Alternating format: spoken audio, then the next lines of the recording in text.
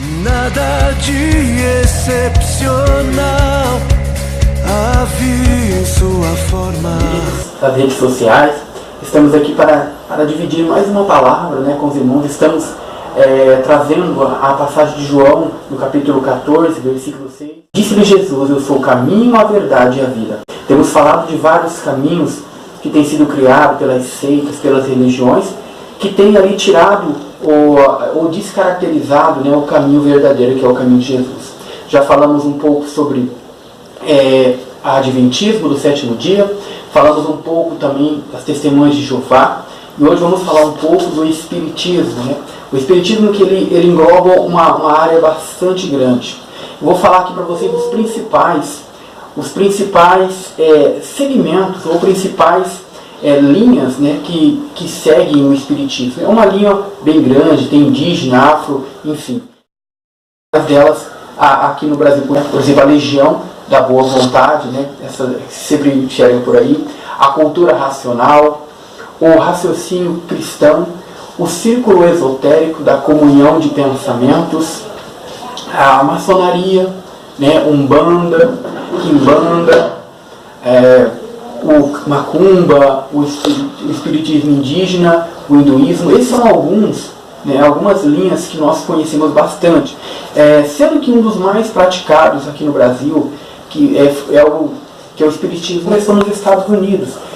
Bem sabemos que o espiritismo ele começou há bastante tempo, né? Lá atrás, lá com os moabitas, enfim, já tinha essa prática de rituais aí, invocação de espíritos de mortos.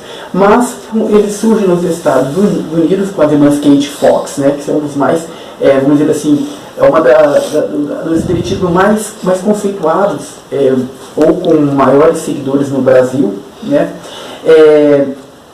Quais são as principais linhas desse espiritismo kardecista? Eu creio que todo o espiritismo está, de um modo, ligado, né? Porque que é a invocação pelos mortos, a bondade. Essas são as principais linhas. Mas o kardecismo ele segue uma linha, são 3 linhas principais, né, que ele segue.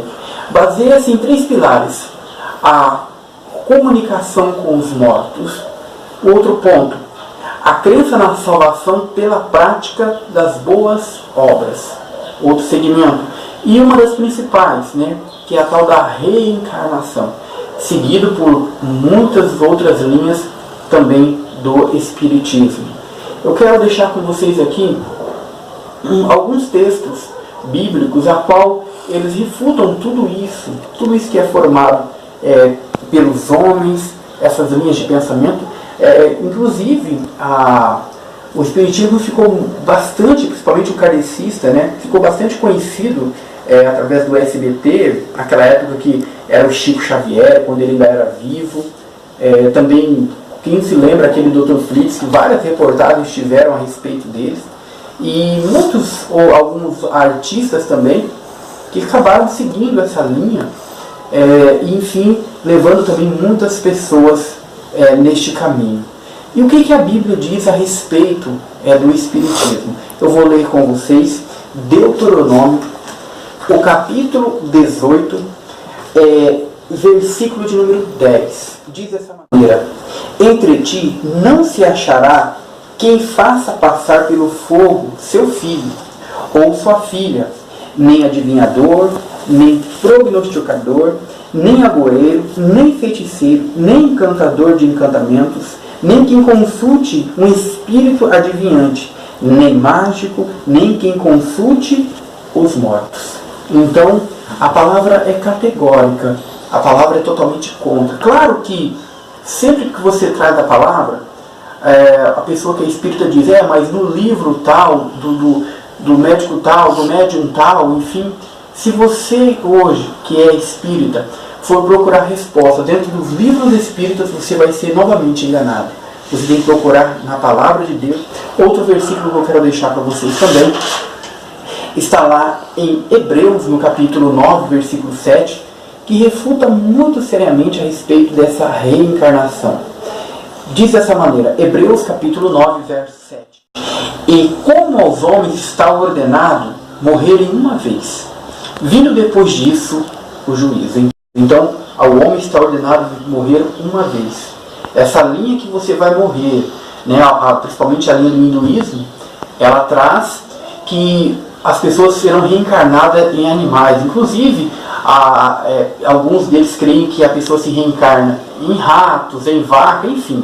No Brasil, a linha kardecista, ela crê que através das boas obras você pode reencarnar e você reencarnará várias e várias vezes. Não é o que a palavra de Deus diz. Então, se você estiver nesse caminho, meu irmão, procure sabedoria, procure um entendimento para que você venha seguir um caminho de verdade. Sempre abaixo deixamos no link, né, ali uma pregação mais detalhada a respeito de tudo isso. Fique na paz, que Deus abençoe sua vida ricamente, poderosamente, e conhecereis a verdade, e a verdade vos libertará.